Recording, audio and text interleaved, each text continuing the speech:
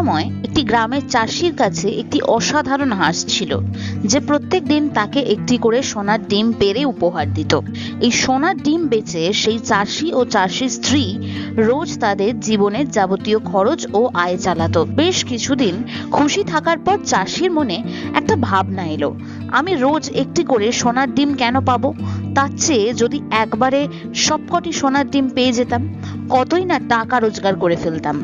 চাষির এই বুদ্ধিতে তার স্ত্রীও রাজি হয়ে গেল একদিন, এবং তারা ঠিক করলো যে সোনার ডিম পাড়া হাঁসকে হত্যা করে তার পেট কেটে সেই সমস্ত ডিম নিয়ে নেবে। কিন্তু তারা দেখলো যে সেখানে রক্ত আর মাংস ছাড়া কিচ্ছু নেই।